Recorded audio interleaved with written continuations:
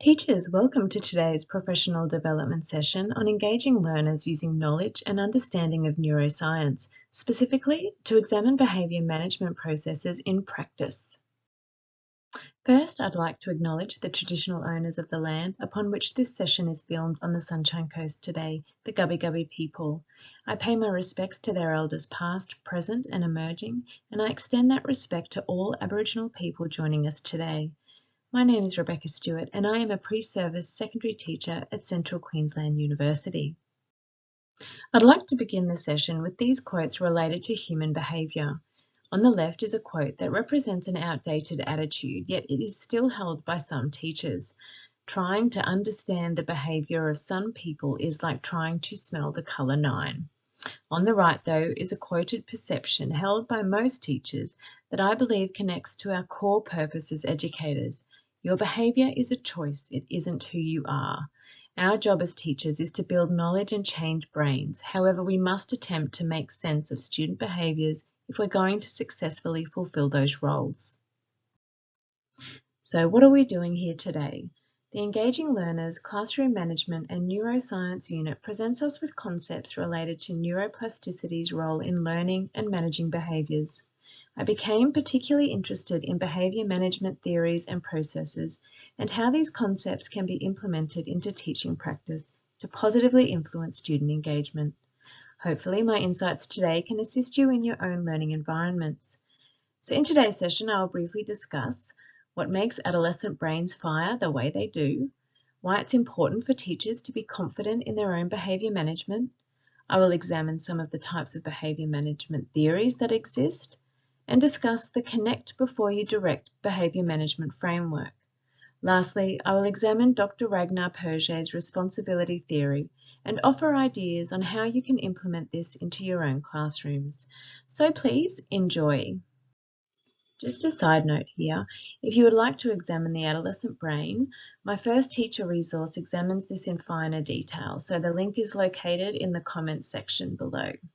So in a nutshell, each teenage brain is different and unique and therefore requires unique styles and methods of behaviour management. The adolescent brain is heavily under reconstruction due to neuron and synapse pruning, and alongside a mismatch in the brain regions that teenagers use, the cognitive, emotional and behavioural characteristics of teens can be impacted. Essentially, teenage brains tap into the most developed region of their brain, which happens to be the zone responsible for fight or flight type responses, the amygdala, as the sensible, self-aware prefrontal cortex region is busy undergoing an intense process of pruning and remodelling. The impacts of this are felt in classrooms as behaviour management is the most requested professional development category of teachers. As Professor Ken Purnell states, having a practical behaviour management plan in place is as vital as having lesson plans. With record levels of teacher stress, burnout, and these impacted teachers exiting the education profession, it is crucial that teachers are empowered by their leadership teams and them themselves to gain confidence in behaviour management processes. A number of behaviour management theories exist and are in use across education, ranging from explicitly teacher-controlled and disciplinary to child-led non-directive methods. Examples of known theories are the token economy classroom, the pragmatic method, and William Glass's choice theory. So shown here are categories that the most well-known theories belong to. Behaviourist focuses on fixing behaviours, humanist on removing negative influences, democratic focuses on empowering students, psychoanalytic on unconscious thoughts of students, and finally cognitive, which focuses on thoughts and not behaviours.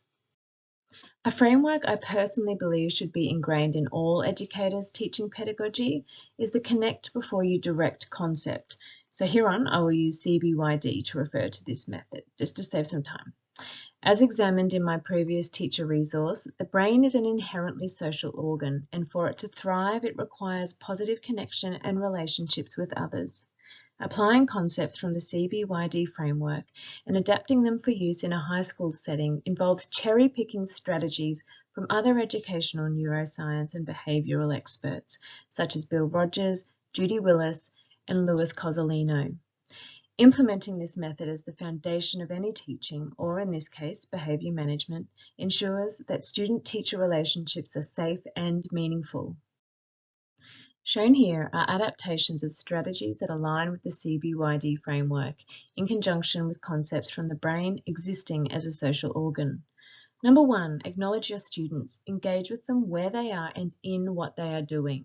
Respect and value them. Acknowledge their emotions as important and show interest.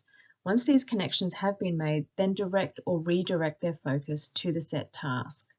Number 2, allow them some control. Give students choice and involve them in processes. Encourage their choice of duration, task, or in some cases, consequence. Number 3, have fun and be playful. Develop joyful classrooms where learning is enjoyable, for example, through age-appropriate games or jokes. Number 4, give big greetings. Let students know that you're happy to see them. An example could be that you're happy that Luca is back at school after some absenteeism. Number 5, share what you like about them. Tell students you enjoy their presence in your class, or that you like it when Luca regularly encourages other students. Notice things about students and share these with them. Number 6, practice rules together. Collaboratively create classroom rules at the start of the year, revisit these rules, and regularly practice and embed them by asking students if their behaviour aligns with those classroom rules. Number 7, be present. Most importantly, I repeat, be present. Listen to your students, ask questions, show them you care and respect them. They truly do notice. Now moving on to Dr. Ragnar Perget's responsibility theory, which I'll refer to as RT here on, which is a progressive and practical self-taught process that places responsibility on students in empowering their own thinking, behaviour, learning and choices. At its core, the RT focus and engagement elements alters the brain's neurology in a way that contributes to thinking and behaviour modification whilst extending educational and personal self-control to the individual. Students become inherently aware of this neuroplastic superpower and recognise its influence in their achievements and well-being. Personally, I like the RT method as it supports a student-centred, safe, academically challenging and socially supportive learning environment. This is only a very brief overview of the RT method. Honestly, a 1-hour professional development session would not do it justice, but this does give you a good synopsis so you can then go and investigate this theory further. So today I will present the RT method in a somewhat modified manner for use with high school students. This method utilises a key question and 4 or more key principles which are applied as responses. I've selected 4 key principles, which I'll show you on the next slide, as they are my personal favourites. It is imperative that the RT method be introduced when teaching a new class, so even as a relief teacher. Display and read aloud with students the top key question, as it is shown here on this slide when introducing this concept.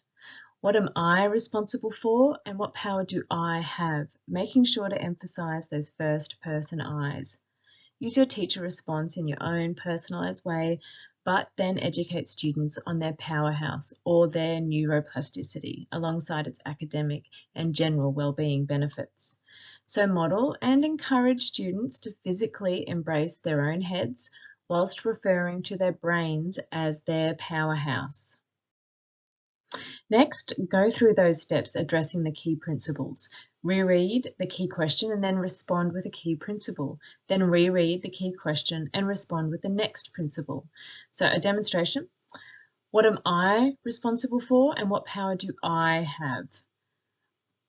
I am responsible for my behaviour and I have power over my behaviour. So on and so on until you've gone through all 4 key principles. When using this method for the purpose of currently presenting behaviour, ask student the bottom key question and encourage them to answer using the key principle that aligns with the type of behaviour exhibited. Essentially, you are placing students' responsibility of their behaviour, learning, words and actions on themselves, but empoweringly so. So look, I hope the ideas I've raised in this session have provided you some behaviour management insight for you to consider, investigate further, and hopefully implement into your own teaching pedagogy and classrooms. Thank you so much for joining me today, and teachers, happy teaching!